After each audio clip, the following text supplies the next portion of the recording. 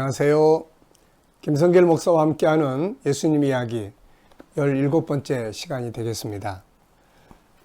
이 시간에는 전 시간에 이어서 성경이 계시하고 있는 메시아의 역사, 두 번째로서 창세기 5장이 보여주고 있는 메시아의 족보에 대해서 살펴보도록 그렇게 하겠습니다.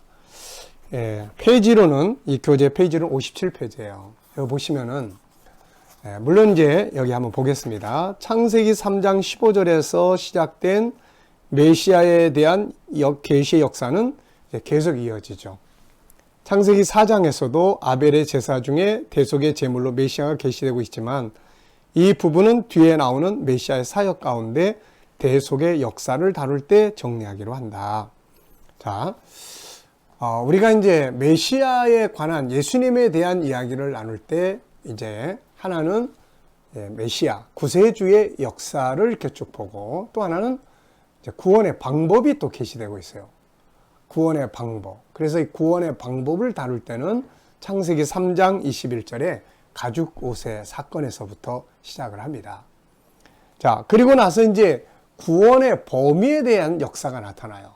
구원의 범위. 그래서 온 세계의 모든 민족을 구원하겠다. 이것은 창세기 12장 2절로 3절 아브라함과의 언약을 통해서 아브라함과의 약속을 하실 때 나타나요. 너를 땅의 모든 족속이 너를 통해서 복을 받게 될 거다. 그래서 우리가 예수님을 통해서 구원을 다룰 때 세 가지, 하나는 구원자의 역사, 또 하나는 구원의 방법의 역사, 또 하나는 뭐예요? 구원의 범위에 대한 역사. 이 세 가지의 관점에서 우리가 다뤄보면 될 것 같습니다. 자, 그래서 지금 우리가 먼저 다루는 것은 이 앞부분에서는 메시아의 역사를 이제 다루고 있어요. 그래서 방법에 대한 부분은 이런 게 있다라는 정도만 기억하시고 그 다음에 이제 구원의 방법을 다룰 때 그때 이제 조금 더 자세하게 다루도록 하겠습니다. 자, 창세기 3장 15절 메시아에 대한 첫 번째 계시는 하나님이 인간을 구원할 구세주를 보내겠다. 이 첫 번째 계시가 바로 창세기 3장 15절이죠. 너무나 멋진 내용이 무엇이었어요? 바로 범죄하고 에덴에서 이제 쫓겨나야 될 아들에게 얄밉지만은 이제 원수가 되어버렸잖아요. 그렇지만은 그래도 그 이면에는 사랑이 있잖아요. 사랑. 그래서 복음을 품에 안겨서 보내요. 야, 여자의 후손이 이제 올 거야. 너와 내 후손을 구원하려고 여자의 후손으로 메시아를 내가 보낼 거다. 그리고 메시아가 오면 이제 이렇게 희생을 해서 너희들의 허물을 가려줄 거야. 그래서 벌어진 사건이 3장 21절에 가죽옷 사건이에요. 아담과 하와는 죄 짓고 나니까 부끄러움을 느끼게 되죠. 죄는 부끄러움, 무서움과 부끄러움을 가져와요. 그래서 자기들의 허물을 가리려고 나무 이파리를 잘라서 이렇게 가렸어요. 이거는 인본주의적인 방법이에요. 인간도 죄를 가리기 위해서 많은 노력을 합니다. 인간적인 노력들이에요. 근데 이 나무 이파리 금방 시들잖아요. 하나님께서 그들의 허물을 오랫동안 영원토록 가려주기 위해서 짐승을 희생시켜요. 가죽이 생기기 위해서는 짐승이 희생당해야 되잖아요. 그래서 짐승이 희생당하고 가죽옷을 지어서 입혀준 거예요. 나무 이파리는 금방 시들지만 가죽옷은 시들지 않습니다. 바로 예수 그리스도, 자기 생명을 바쳐서 우리의 허물을 가려줄 바로 그분의 모습을 계시하고 있는 거죠. 자, 그리고 이제 4장으로 넘어가면 거기서 뭔 사건이 벌어져요? 가인과 아벨의 사건이 벌어집니다. 자, 형제지간에 가인과 아벨의 형제지간에 얼마나 많은 시간들이 있었고 사건들이 있었겠습니까? 그런데 성경은 그 중에서 가인과 아벨이 하나님께 제사 드렸다는 여기에 중심을 둬요. 아벨은 피의 제사를 드렸고 그 다음에 가인은 피 없는 제사를 드려서 하나님 안 받으셨다. 그래서 화가 나가지고 아벨을 죽였다. 자, 이미 하나님은 아담에게 메시아가 오면 희생 제물이 될 것을 알려주셨어요. 그래서 범죄한 인간이 하나님께 나아가기 위해서는 희생이 필요하다는 것을, 희생 제물, 죄 없는 짐승이 피를 뿌려야 된다는 것을 이미 알려주셨어요. 아벨은 그 법을 따라서 제사를 드렸어요. 그게 하나님 받으신 거예요. 우리가 오늘 하나님께 나아가기 위해서는 예수 그리스도 십자가, 그분의 죽으심을 바탕으로 해야만 하나님께 갈 수가 있는 거예요. 그래서 요한복음 14장 6절에서 예수님께서 내가 길이요 진리요 생명이니 나로 말미암지 않고는 아버지께로 갈 자가 없다. 나로 말미암지 않고는 아버지께로 갈 수가 없는 거예요. 그분만이 아버지께로 갈 수 있는 길입니다. 그래서 3장 21절, 4장은 구원의 방법에 대해서 말씀을 해놓은 거예요. 그래서 여기서는 간단하게 넘어가고 나중에 이제 구원의 방법을 다룰 때 그 부분부터 자세하게 구원 방법의 역사를 우리가 살펴보도록 하겠습니다. 자, 그러면 이제 5장. 자, 5장은 메시아의 족보예요. 근데 이 5장의 내용을 보면은 참 재밌는 부분들이 나옵니다. 그래서 여기에서는 창세기 5장의 특징이라고 제목을 정했어요. 자, 여기 내용을 보면은 이 족보를 자세하게 보면 특이한 점이 나타나는데 모든 사람들을 다 써놓은 게 아니에요. 그냥 한 사람씩만 써놨어요. 5장 3절로 5절을 보면 아담이 130세에 자기 모양 곧 자기 형상과 같은 아들을 낳아 이름을 셋이라 하였고, 여기 보면은 가인이 빠졌어요. 왜? 하나님이 없는 족속으로 가버렸으니까요.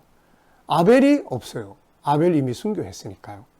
그래서 아담이 이제 아기를 또 낳았는데 이름을 셋이다.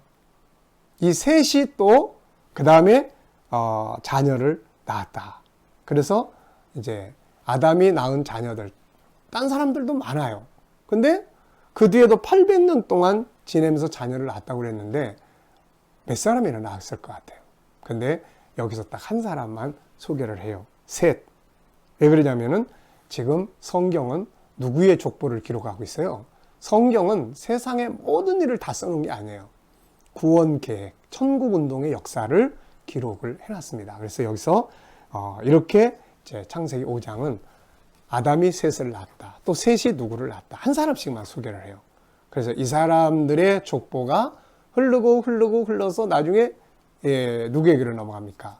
노아에게로 넘어가고, 노아의 족보를 또 다룰 때도 창세기 11장에 가보면 역시 그 족보 속에서도 한 사람씩만 쭉 나타나다가 아브라함에게 이르게 된 것이죠. 그래서 우리가 창세기 5장을 생각할 때는 항상 한 사람, 누굽니까? 메시아의 족보가 기록된 것이 창세기 5장이다.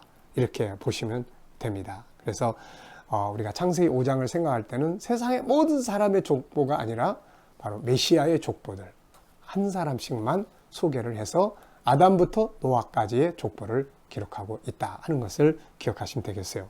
여기서 이제 우리가 5장을 통과하기 전에 한 가지 기억해야 될 사람이 있는데 그게 에녹이에요. 에녹. 자, 59페이지를 보면은 에녹이 보여주는 중요한 교훈들 있습니다. 에녹이 보여주는 중요한 교훈들.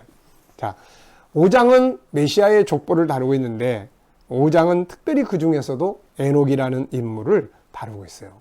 이 사람의 특징은 뭐예요? 하나님과 동행하다가 죽음을 보지 않고 병원화된 상태로 승천한 인물이에요.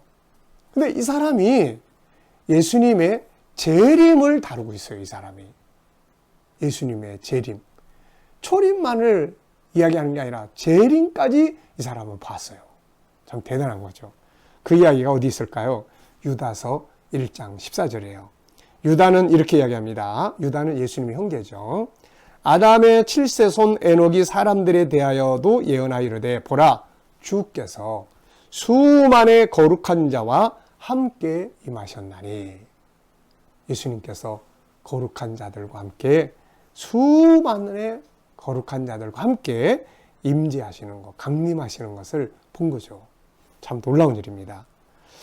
그가 믿음으로 살면서 하나님을 기쁘시게 한 결과물이지만 이렇게 하나님께서 그에게 죽음을 보지 않고 천국에 들어갈 수 있도록 은혜도 주셨지만 한편에서는 메시아가 오시게 될 이 상황까지도 계시를 해주시게 된 것입니다. 자, 그래서 이 에녹이라는 사람은 참 부러운 사람이에요. 원래는 죽기 위해서 원래 우리 인간은 다 죄 때문에 죽음에 이르잖아요. 그런데 에녹은 죽음을 보지 않았어요. 이게 뭘 이야기할까요?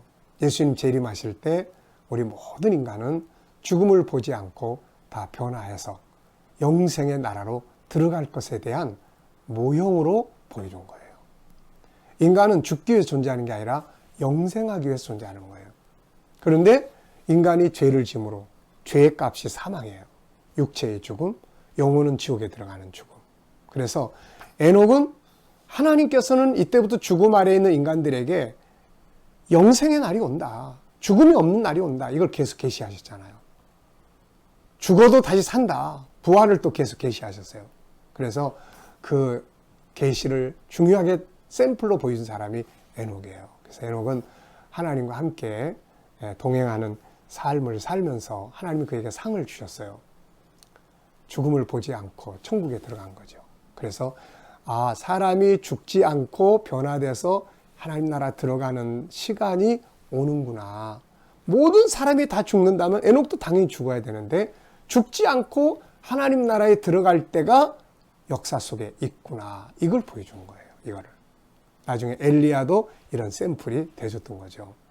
그리고 죽지 않고 이 세상을 떠난 거 보니까 어디로 가네? 여기를 떠나면 어디로 갈까? 바로 하나님의 나라로 들어간 거죠. 그래서 에녹은 죽지 않고 사람이 변화되는 날이 온다는 걸 계시했고 또 이 땅을 떠나면 가는 곳이 있다. 하늘의 나라를 계시했고 뿐만 아니라 예수 그리스도께서 수많은 거룩한 무리들과 함께 강림하시게 될 거다라고 하는 어떻게 보면은 예수님의 재림, 계시록 19장까지 계시했던 그런 중요한 인물이에요. 그래서 우리가 창세기 5장을 그냥 이건 뭐 재미없는 족보네 이렇게 보고 넘어가지 마시고 바로 창세기 5장을 보실 때는 항상 족보, 메시아의 족보다. 모든 사람의 족보가 아니고 예수님의 조상들, 육신의 조상들 한 사람씩만 기록을 한 메시아의 족보다. 또 에녹을 주의 깊게 보셔야 된다.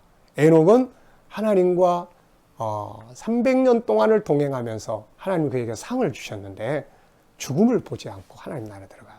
이거는 앞으로 예수님 재림하실 때 창조의 목적대로 모든 사람들이 죽음에서 벗어날 것에 대한 계시예요. 그리고 이 땅을 떠나면 사람이 없어지는 게 아니에요. 어디로 갔겠어요? 바로 세상을 떠나서 들어갈 나라, 하늘의 나라가 있다는 것을 계시해 줬고 예수님께서 세상에 수많은 무리들과 함께 재림하시게 된다는 이 사실을 계시해 준 초림과 재림이 같이 들어있는 것이 바로 이 창세기 5장입니다. 그래서 창세기 5장은 그냥 족보로만 보지 마시고 그 속에 들어있는 계시의 내용들을 주의 깊게 보시기 바랍니다. 자, 이 시간 말씀을 여기서 마치도록 하겠습니다. 감사합니다.